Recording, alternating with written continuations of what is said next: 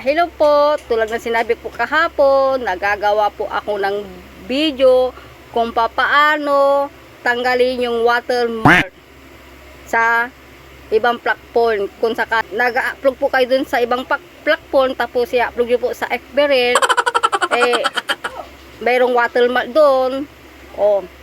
Kasi ayaw ni Mita yun na magkakaroon tayo ng violation. Kumbaga, ayaw ni Mita na may kahali siya.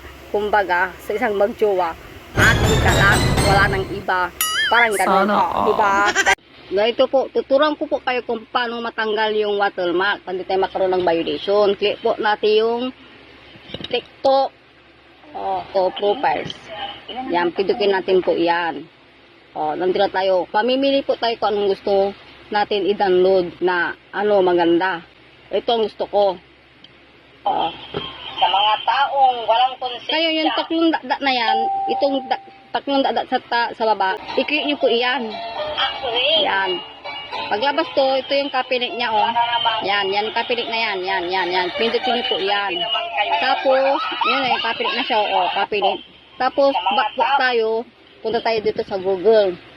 Type po natin yung snaptik.com. Snaptik.com. Tapos, pindutin natin ito yung search. Yun, search. Yan. Ngayon, i-paste natin yung kinapinik natin sa TikTok. I-download po natin. Pindutin natin yan. Download. Yan, nagda-download na siya. Ayun siya, Ayun, yung Majestina. Tapos, i-download mo po siya uli. Tapos, download again.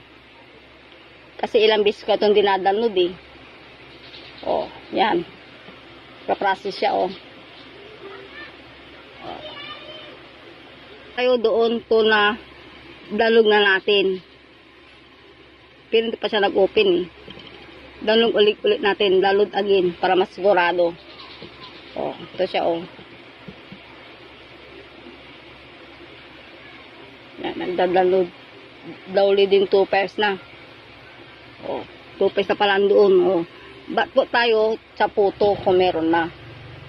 Ito na siya, Yan na. Wala na siyang watermark dito, Siya. Wala nang watermark dito. Wala nang watermark din dito sa baba. Pwede na po ito i-upload nyo sa FB nyo. Yan. Hindi na, iwas na po kayo sa violation. Hindi na po kayo magkakaroon ng violation. Kasi, ayaw ni Mita yun. Yan. Ayaw ni Mita po yun na para maiwasan nyo po ang violation. Kasi hindi natin maiwasan na mag-upload sa TikTok. Tapos i-upload natin dyan sa Xperen. Ayaw ni Mita yun. Maselos. Kaya, gusto niya walang violation. Kaya abay po.